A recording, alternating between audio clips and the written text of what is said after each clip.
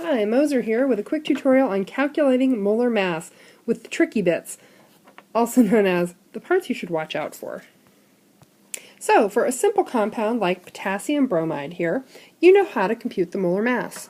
We list in each individual element, list their molar mass and how many there are, total them up. Here we don't even have to multiply because there's only one of each, and we get the mass of 1 mole of this substance in grams. Fantastic! Quite simple. Now let's do a tricky one. Not so tricky, it's just plain old calcium hydroxide, and the methodology that we follow to figure out the molar mass is identical to what we've done in the past.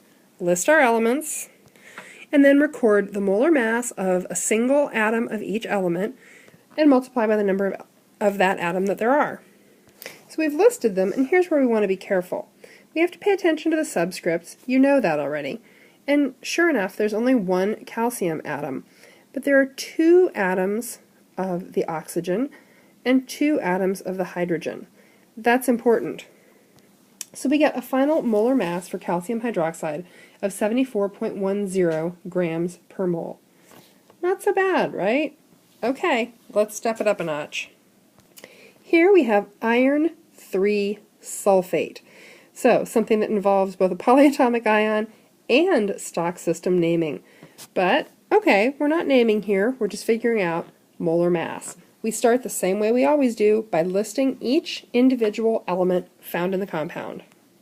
So we've listed our elements and we've listed their masses, and now we list how many we have of each. So we've got 2 iron, 3 sulfur, okay, sure, I see that, and we've got 12 oxygen. Whoa, is that right?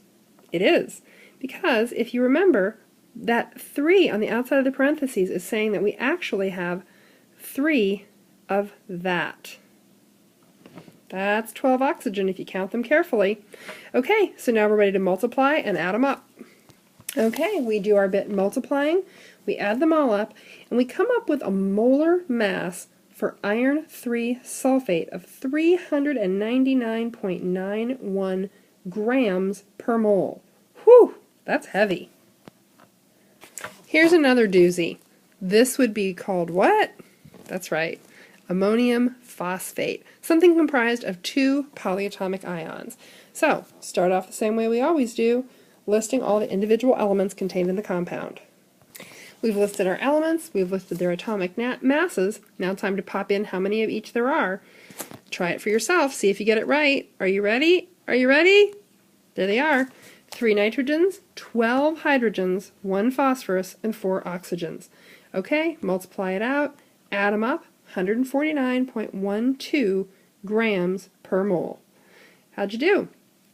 That's all you need to do to compute molar masses of compounds.